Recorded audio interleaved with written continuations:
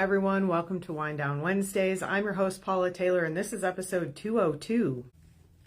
So today we're going to talk about reclaiming your power, and I have a really powerful story for this. It's funny, I sat around thinking about what am I going to call this, and is it reawakening? Is it this? Is it that? And it's really about reclaiming your power. And 2026 is going to be the year to step in fully to your power. And 2025 has really been about getting ready for that, transitioning into that, dismantling the things that we needed to let go of, moving through the fears. And the story I have really illustrates all of this. I'm actually recording this on a Wednesday, which almost never happens anymore. And it happens to be December 31st, 2025. This is a timeless topic, but it feels particularly timely as we kind of transition into the next year. And especially, I found out it's February 17th is when the year of the fire horse begins in the Chinese zodiac. And I have been feeling this, there's a sense of momentum that's coming in for next year. And I think this reclaiming our power is a big part of it. And I think a lot of us have been laying the foundations for that work.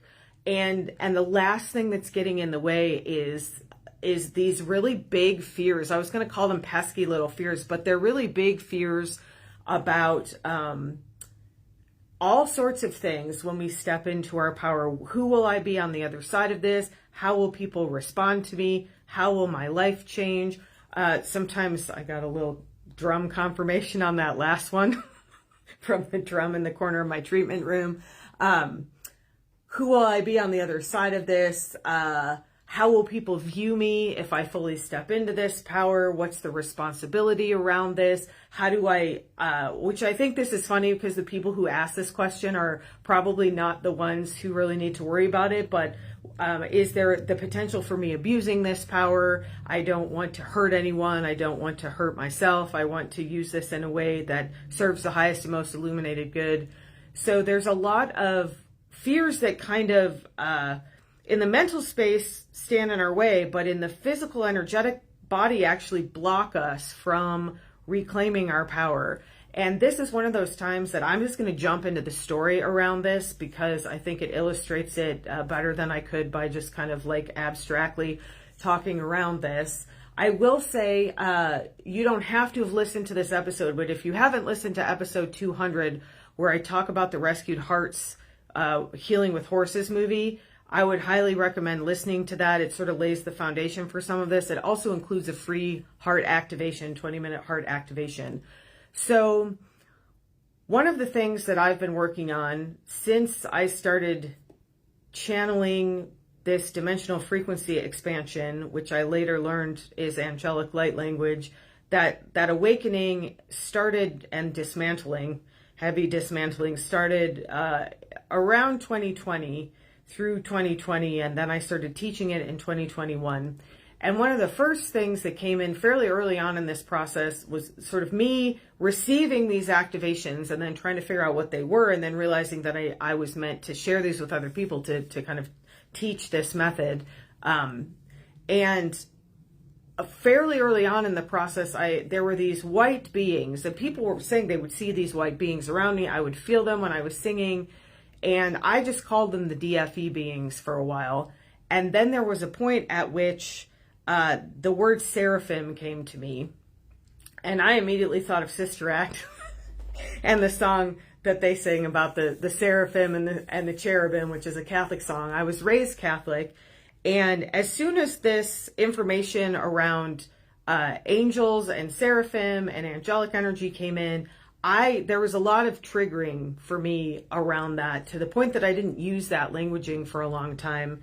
And I had to do a lot of internal dismantling for myself to start to recognize what these terms meant to me, outside of sort of the dogmatic things that they conjure up in terms of religions. I will say that the word seraphim is actually found in Judaism, it's found in Christianity, it's found in Islam. And through this process of this dismantling for myself and just sort of remembering things and reawakening energy, there was a point, I can actually tell you exactly when it was. I was sitting in a chapel here in Tucson, receiving a sound journey from my mentor Trish Devney with my friend Jennifer, and I heard this voice, or I sort of felt this energy tell me, like, you are one of us. This is why you are receiving this. This is why this is so familiar. This is why this feels like coming home, because you are a seraphim. And I was like, well, I don't know what that means, and that doesn't make a lot of sense to me. And I was very resistant to that, and I was especially resistant to talking about it for a really long time. And I've started to reclaim that. I've done a lot of the dismantling around that. And I also will say, just briefly, if you're someone who's triggered by that terminology, all that means is that it's close to source. The angelic realm is the realm that physically holds source energy. When source decided to differentiate itself and become physical form through sound, through the Om, the infinite vibration of the universe, the seraphim are the first thing that source created by sending out the Big Bang or the Om or whatever, however you want to think about it. And the seraphim they're essentially just light beings that vibrate. They vibrate light and sound. And they sort of hold this space where the source energy exists. And so the angelic realm is really just the realm that serves source. And I keep trying to say they, and then I keep getting corrected to we self-identify using this terminology at this point. And there's still a lot of like dogma and misunderstanding about what it means. And so from a quantum perspective, sometimes it's helpful for me to just think about this as like the energy of source, and to see this from a little more of a neutral lens. And this idea of, if you think of source as like a giant battery or a giant light source, if there's going to be a physical component to this, there's got to be something that maintains it, right? If you have a giant computer server, it has to be maintained in some way. There are beings that maintain it. There are beings that serve. There are beings that like ripple out from that to serve source and to serve each other. That's essentially what the angelic realm is. And I'm giving you a little bit of this background because this is important in the story that I'm going to tell about reclaiming my power, because my power is angelic. And I've danced around that for a while, and then finally started kind of speaking about it. And I've been much more upfront about that in certain spaces. TikTok has been a very open space where I've been much more open about that. And I'm very grateful to that community for helping me step into this space, the spiritual awakening sanctuary. The people in there have been very helpful in supporting me in just coming right out and talking about this and saying this.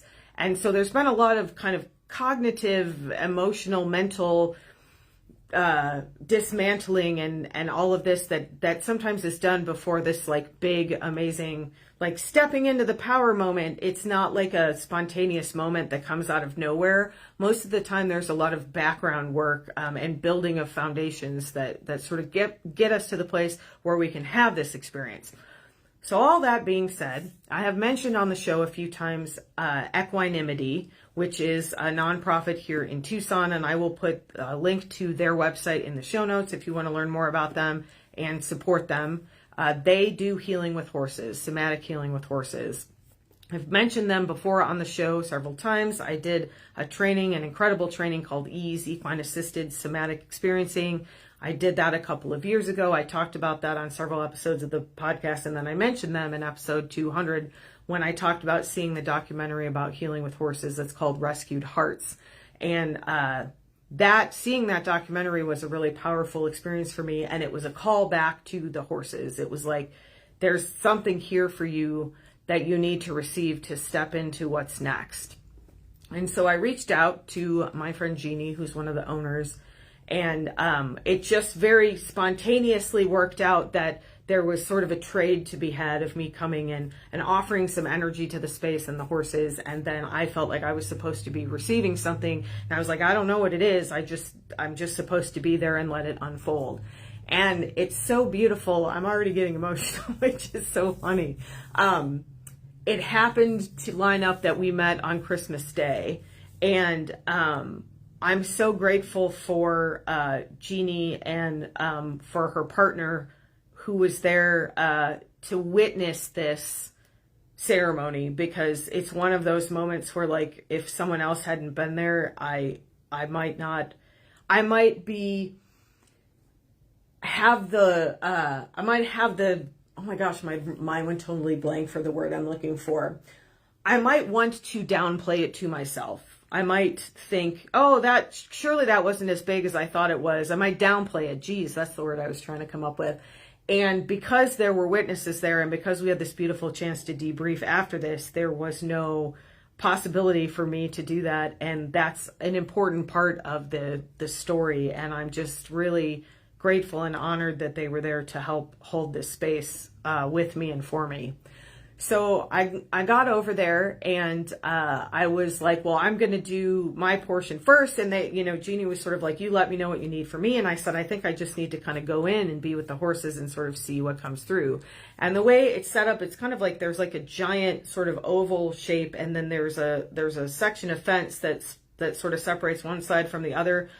With a gate that they can open, and then there's a smaller pen inside the one side, and there's a couple babies, and right away they came up to me and were being really playful and not there for the seriousness of what we were doing. And so Jeannie kindly came and I got to greet them, and then she kindly came and kind of put them in the smaller area where they could be their playful selves and let us get on to the serious business of healing that the older people and horses in the space were doing. So I walked in without much expectation, other than I knew I was there to kind of do a job. And so I started out with that. And it's very interesting that right away, one of the horses, Blue, who was on the other side with the younger horses, came up to the edge of the kind of the divider fence. And it's funny because I looked over and pretty much all the other horses moved away. And it was like, oh, well, this is very clear. I'm supposed to work with Blue first. I'm supposed to see what Blue has to say, because I can communicate with the horses. And they're very communicative, all in their own way, which is really funny. And in fact, Epono, one of the horses that I think I've spoken about her when I talked about the ease training, she had communicated to me the importance of coming and kind of doing this ceremony and this idea of the trade when I was talking to Jeannie. So I went and I kind of went on to the other side, and I was just doing some clearing work and kind of feeling into the energy. And then eventually we ended up back on the other side, and Jeannie had sort of just really beautifully intuited what we needed and was kind of going around, and she had put the baby horses in a separate section and allowed all of the adult horses to kind of be in one place. But again, it's very interesting because I kept going to approach the other horses, and they were like at the far end. They kept walking away from me. And it was like, you are meant to be working with Blue. It was very clear that I was meant to be working with Blue, at least initially. So I was doing some Reiki, I was doing some communication, receiving some messages.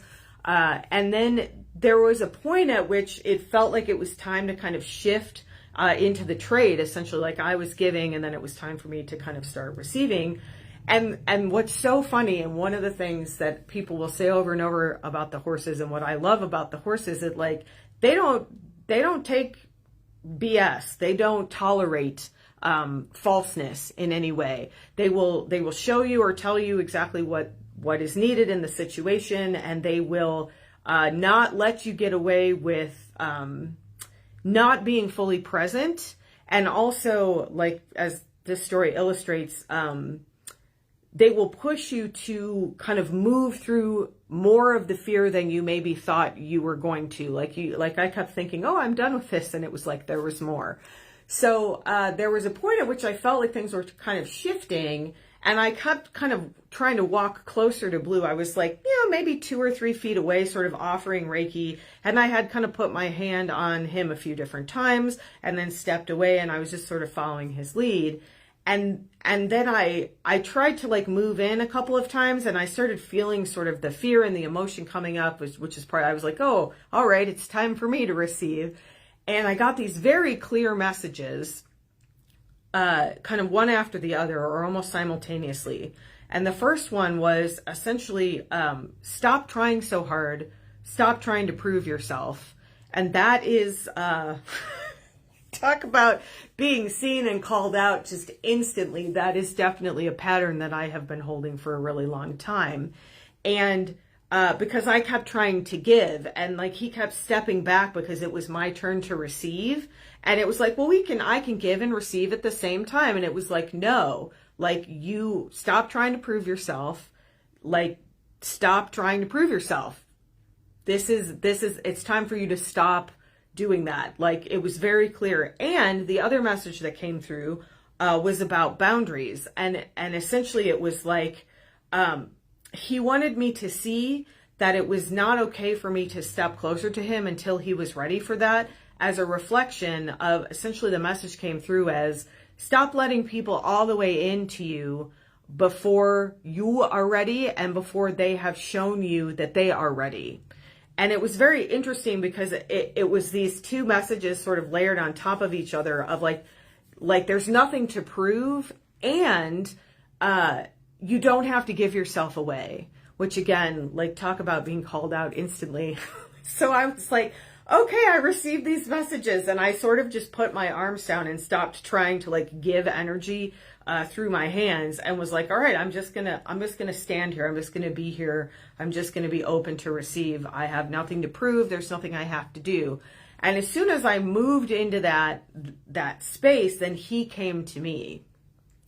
And it was very emotional. It was like when all of this fear and all of these things started coming up. And I will just say briefly, there is no way to put into words what happened, and I'm going to do my best to do it. But again, I'm glad that there were people there sort of experiencing this with me. And I actually have some pictures and some videos that I will put in the Spiritual Awakening Sanctuary as a special bonus, where you can see there's actually a video of part of the story that I'm going to tell that is pretty amazing. So as soon as I stopped trying so hard and stopped trying to prove myself, and I was kind of absorbing this thing about the boundaries and this idea of like, you don't owe it to anybody. You don't have to give yourself away. You don't owe it to anybody to let them right in up close next to your body and in your energetic field, just because they're there. You get to decide who you want to let in to your inner circle, essentially. So as soon as I sort of arrived in that space and I had that understanding, then he stepped closer to me. And there was a lot of energy already moving, and there was a lot of emotion moving up, and I started crying, and I put my hand on his neck, and I could just feel his big, beautiful heart, which I talked about in episode 200, this idea of the horses. They have such large physical hearts that their heart coherence fields, which are toroidal fields, toric fields, they're gigantic. And that's one of the ways they heal, is by just helping us regulate. Like, we co-regulate with them. Our nervous systems co-regulate with them because they have this huge heart coherence that invites us to come into our own heart coherence and coherence with them. So I started thinking about all of the things I was afraid about kind of stepping into my power, reclaiming my power. And I don't need to go into specifics here, and eventually probably more of those will come through. But he was just being there with me. And from the outside, like, it didn't really look like anything was happening, which is one of the things that's so amazing about the horses, and about Jeannie in particular, someone who works with horses a lot, and her partner, Barbara. They talk a little bit about horse time, about sort of, you can't rush the horses. They know what needs to be done, and they know how to do it. And from an outside perspective, it sometimes looks like nothing is happening. Like, I was just standing there with my hand on him, but all of this energy was moving. All of this emotion was moving. All of this fear and doubt, and these things that I've been struggling with around overgiving and giving myself away, and not allowing myself to maintain my own structure, because that's a pattern that was trained into me from a very early age, and probably definitely previous lifetimes. And also this idea that there's nothing I have to prove. And so I started telling him, like, this is what I'm afraid of, and I'm afraid this will happen. And so we were just there for quite some time, sort of letting all of that move and letting all of that process. And then it felt like there was a shift.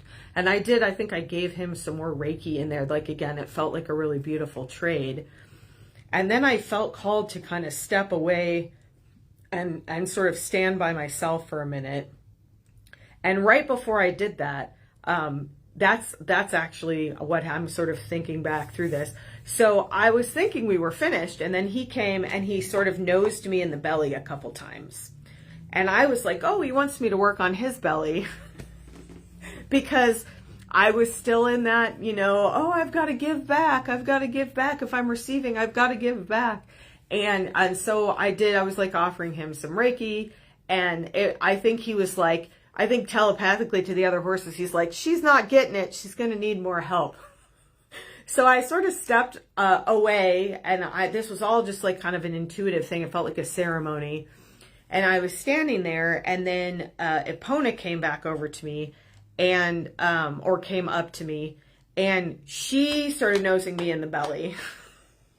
And like gently and lovingly, but firmly enough, like, I was feeling it. It was like, no, you're not getting the message. This is about your belly. This is about what's blocking in your belly. Why are you blocking your power? What do you need to let go of here? You need to move through this fear that's being held in your belly. And it's very interesting because she was standing right in front of me, and I could feel her third eye. And I was like, yes, I've been trying to activate my third eye. This is what part of this is about. And she said, but you're missing the point, because the third eye is linked to the solar plexus. And until you claim your power in the solar plexus, until you move through this fear in your solar plexus, you're not going to be able to fully activate what you want to activate in the third eye.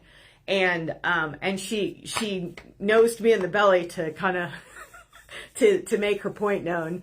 And so then I had a moment where it's like, oh, what do I do? How do I do this? And in the meantime, like, the other horses had all kind of gathered around. There were 3 or 4 other horses, and then little man was kind of standing on the edge. And I could feel them sort of gathering around me. And it was really nice to have them close. And so then I thought, well, how do I move this energy? And of course, the answer for me is almost always sound. But I had this fear that if I started toning, I would like scare them away, which again is like a deeper fear. If I fully release my power, if I fully step into my power, if I fully express my power into the world, it will scare people away. It will be too much for them. So that was like a much deeper fear that was being addressed there. And so I started out kind of tentatively just toning a little bit, like from the solar plexus. And it's very funny because I started kind of soft, and then the horses actually came in closer, and I was like, okay, this is what I'm meant to be doing, and they were supporting me. And so I started toning kind of louder and louder, just long tones from the belly. And it's funny because I kept thinking like, oh, I better not get any louder, or oh, that's going to be too much. And every time I did that, Epona would kind of nose me on the arm, and it was like, nope, keep going. Nope, keep going. And so I just kept toning like louder and louder, louder and louder. And I was moving all this fear that has been stuck in that solar plexus that's been blocking me from my own power. And it was getting more and more powerful. And I was sort of toning and also crying and moving energy. And then I got this message to start singing a couple of specific songs. And these songs are linked to this third eye awakening that I've been working on for myself. I encoded some information in these songs that helps open that space, but they feel really vulnerable to me to access. And I also, there were people, they were kind of away, but there's always this thought of like, what am I doing? And they don't want to hear me sing these random songs. And like, there were some thoughts getting in the way, and there was just some fear around what was going to move through when I started singing, because I could feel the intensity of this release that was coming. And so I started kind of really go soft and tentatively again. And the horses at this point, and we have a video of this, the horses like spontaneously just started moving behind me. So the video starts with me and I'm kind of toning, and I think it's Epona's like in front of me, and someone else is maybe to my side. And then they start moving back behind me, making space for me to have this release, to open this space. So, and the feeling that I had, that I kept hearing was just like, we've got your back. You can do this. We've got your back. Literally, we've got your back. And so I started singing, and I would like get a certain, like I get a few lines in and just like lose it and start like bawling. I mean, it was like there was so much energy being released. Crying is a really good way to move energy. So is laughing. This just happened to be a crying moment. I mean, big, like racking sobs, like my whole body. I had to keep like bending over because it was so intense. And when I would get to those points of like really intense release, two of the horses would come and stand back in front of me and like face their hearts toward mine. And again, it was like, we've got your back and we've got your front. And so I just kept singing through this song and letting this energy move and letting myself be supported, and seen fully for who I am, which is one of the gifts that the horses have. You can't mask in front of a horse. They're not going to put up with it. They're not going to tolerate it. So every time I started trying to hold myself back because I thought it was going to be too much, whether it was for me or them or just the situation, they would come back in to show me that I needed to keep going, whether it was like a nose to the arm or again, standing in front of me, like, it's okay, you can keep going. So I sang through this first song, and it was all about release. And, again, I had to like bend over and put my hands on my knees because there was so much release happening and so much like fear coming out of me that I was like almost hyperventilating. It was so intense. And then the beautiful thing about moving energy is then as that started to move through me, then the space was there for me to reclaim my power.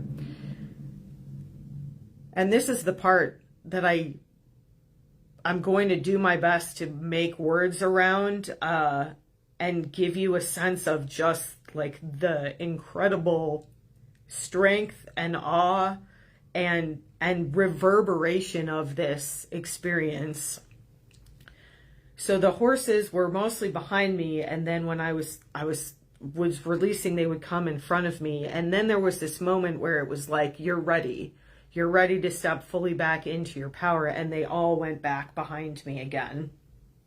And I could feel them there. They were all fully engaged. They were fully supporting this. And I've been trying to come up with words for this, or like, I'm really good with words and analogies. And like, I don't have, the best analogy I can come up with is the idea of a lightning rod. And the idea of the fact that a lightning rod like attracts power from above, but that lightning actually builds like from the ground. It builds from below. And so what I felt first was this like building from below. And I was called to sing another song, a very specific song that is a song that I had encoded this angelic energy in. This was a full reclaiming of my angelic power. And I put it in a song because I couldn't hold it in my little tiny body. And one of the things that's shifting in this next year, and for me personally, and thereby for the collective that I work with, is that I now understand how to hold this energy in the physical. And the physical is actually changing to support this. And I think there's a reason I had to do this with the horses. I had a fire ceremony because angelic energy is fire. I had a fire ceremony with horses on the verge of the year of the fire horse. This is not a coincidence.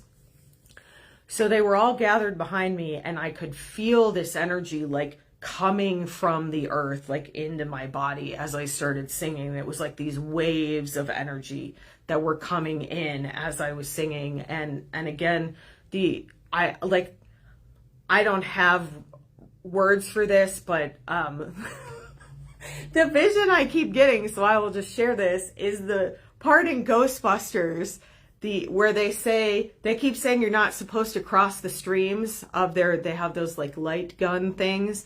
And then finally, the only way to like get enough power for what they need is to cross the streams. And then the streams like braid together and turn into one huge like flame. I'm just going to say flame because I'm talking about angelic energy. that is like the best analogy I have for this. Or like, you know, if you think about one of those supernatural movies or books where someone finally steps into their power and you can just like see it coming in, like lightning or like power. I don't have words for it. So those are the best words I have, but I could feel it like gathering from the ground and like coming up into me as I was singing. And then I could feel it gathering from above and like coming down into me. And it was that toroidal field, but it was complete angelic energy and power. And then there was this ripple out, almost like an explosion out. And I felt it like ripple through the world, essentially, as I was like singing this song. And by the time I got done with this song, like there was so much energy coming through me, that I had to bend down and put my hands into the ground, because I felt like, again, it was like being a lightning rod. It was like being a lightning rod, and the lightning was like in my body and in my field, and I had to ground the lightning back down in order to kind of complete the circuit. Even though I was standing on the ground, I had to like physically put my hands down. And I will tell you that the ripple of that was so powerful that my friend who has horses, who lives an hour to 2 hours away, depending on traffic, so a ways away, she told me afterwards that she has one horse who's really sensitive and had been acting like really unsettled and just really having a hard time calming down, and that after that ceremony she's been completely calm ever since. And this was an angelic ceremony to call angelic energy fully back into the physical plane, or maybe for the first time fully into the physical plane of Earth. It's been here, but it's so pure, clear. I don't like the word pure usually, but that is the word that always comes through. That it's so pure and powerful that if it is corrupted, it can be used in a really bad way. And that's what has happened previously when this energy's been held fully in the physical plane. And now we are shifting the trickster energy. We are shifting the energy that doesn't serve the highest and most illuminated good in a way that we are able to reclaim that power and to use that power to shift this physical plane into something that is more loving, that is the 5D or the new earth, as Dolores Cannon put it. And I don't know why it took me so long to realize that the horses were a big part of this. Seeing that movie, I mean, everything happens in divine timing, but there's no other space on earth I could have done that ceremony other than with those horses in that moment. And they were there through the whole thing, holding the space for me to do that and reminding me that it's okay for me to call that power in, that that power is beautiful, that that power is what powers the universe. And to the fears that I have around it being too much and around it being overwhelming are no longer serving me, to the point that my entire vibration shifted in that moment and everything has changed. And I had a client the next day and she said, I'm seeing colors I've never seen before. And that felt so much easier. And I had the same experience of giving.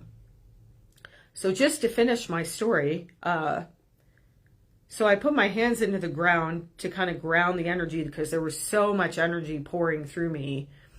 I don't really have words for this other than I could feel myself as a being of pure energy, of pure sound and light, of pure vibration. And I could feel the horses. And then it was like, I needed to ground the energy down, and then I needed to clear the space the rest of the way because I had gone over there to kind of help clear the space. And I turned around, and right, like I almost smacked right into it, was this beautiful mesquite tree. So I put my hands on the mesquite tree to kind of finish completing the circuit, and to help bring myself back into a human being space instead of a human lightning rod space, or someplace in between. And it's so funny, and this is one of the reasons I love the horses so much. And it's very funny because they knew, like, as soon as it was done and I put my hands in the ground, they started kind of walking away and dispersing. I mean, it's just so beautiful. And so I remember I came back, and I turned and I looked at the two people who were standing at the fence, and I said, I'm back. And I started walking toward them because I thought I was done. And one of the other horses, I found out afterwards it was red because I just kind of saw a tip of the nose, came up behind me and started nosing me in the back. And it was like, you're not quite finished yet. You have to finish the release. And it was he was sort of jostling my back a little bit. And it's very funny because ever since then, I've been really aware of the back of my rib cage and the fact that there's still a little more that needs to be cleared. And as I walked out of the space and got a big, huge hug from Jeannie, the words that came through were, I am remade. And this is what we're being asked to step into in the year of the fire horse, is to fully reclaim our power, whatever that looks like. For me, it's angelic power. And I know that one of my main jobs here in this physical plane is to help people reawaken that energy for themselves. Because the more of us who call that energy in and hold that energy with integrity, there's already a lot of people doing that. And the more of us that step into that, there is going to be a convergence of the pure power of the lightning rod of this energy, that drum confirmation, that belies words, that the horses understand, that other beings who don't speak understand, and those of us who are carrying this in a way where we can share it through words the best we can, and we're going to be coming together to create something completely new. And I've never been as excited as I am about a year, the turnover of a year. I haven't been one of those like new year, new you people for quite some time. And the new year usually feels really arbitrary to me. And January and half of February, it's very funny because I was feeling like 6 weeks, and then I finally went and looked it up and found that the year of the fire horse starts on February 17th, and I kept getting like the middle of February. The first like 6 weeks are the end of this transition. I always get that Amy Grant song, takes a little time sometimes to turn the Titanic around. Like, it takes time to turn this energy back toward this reclaiming of our most illuminated light. So there's the transition of that, but once we're already gathering the momentum to move forward. And that's why I've been telling people, like, where do you want your rocket ship pointing? And for me, it's got to point into authenticity and clarity and expansion and coherence. And this ceremony with these horses, it was essentially them calling me out for the places I was still hiding from myself. Because when I am hiding from the world, it is just a reflection of me hiding from myself. And when I called all of that power back into me, I completed a really long karmic cycle of disempowering myself, because ultimately you are the only one who can own your power. There are people who can try to forcibly remove it from you, and they can oftentimes disempower your body and try to disempower your mind and your emotional field. But spiritually, you are the authority of your own power, and you are the only one who can call it back. And you need support around that. I don't want to miscount, 5 horses standing behind me. I'll feel terrible if I leave someone out. Plus the babies in the background. I think 5 or 6 horses. plus the two people who were there to witness. And afterwards, it's really funny because I had been thinking to myself, I wish Barbara was here, who's the other owner of Equinimity, who I haven't seen for a really long time, and she drove up the driveway. And so the four of us sat, and it felt like some really big shifts were happening, and it just felt so beautiful and aligned. And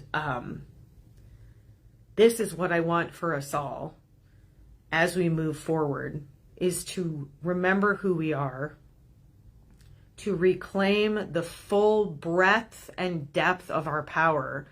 That angelic power started in the earth, because the earth is a reflection of that power. It was created with that power. So there's a reason that energy gathered from below me and came up before I called it back in from the spiritual. This is a co-creation with the earth herself, who is a sovereign being and is tired of the muddiness and the contraction and the discoherence, and is supporting us through her very nature, through the nature of the beings who understand so much more than we do. It was one of those moments where I was like, I had seen somebody on TikTok recently saying they were doing animal communication with a cat, and the cat was like, we don't even bother to try to teach you anymore. You humans, you're so dense. And it was such like a cat thing to say, but also like I felt that way with the horses. They want us to understand, and they don't have anything to prove to us because they know exactly who they are and what they're here for. And they have been patiently waiting for thousands of years for us to wake up, for us to remember that we're part of nature. That's why we're here in the physical plane. That's why this whole plane exists, to experience the convergence of your spirituality and your physical being, which is a holy vessel that is here for you to empower fully into whatever your power is. So on this eve of the new year, or whenever you're listening to this in the future, I just want to leave you with the understanding that it's okay to have the fear, and it's okay for the fear to hold you back. And it's time to let go of that. It's time to move through that. You have one beautiful, precious, short life of this particular differentiation of your soul. You are eternal. Your soul is eternal. This differentiation will always exist in spiritual form, but this is your one chance in this physical realm to embody the spiritual power that you came here to incarnate with. And as we step into the new together, the new year, the year of the fire horse, wherever this lands in your presence in the future, we step into this together with support for each other and with support from the very physical and spiritual matter that is energy, that is physical matter. Energy is still physical in this plane, and that is what makes it so spectacular and so beautiful and so amazing. That is why every time those horses touched me, I received not just their intention and telepathy and thoughts and energy. I received the support of that physical touch that is so integral to who we are. It's why I became a body worker instead of a psychologist, because the physical touch, the physical essence, the physical being that we are cannot be ignored. We can't be spiritual beings who just happen to be in a body.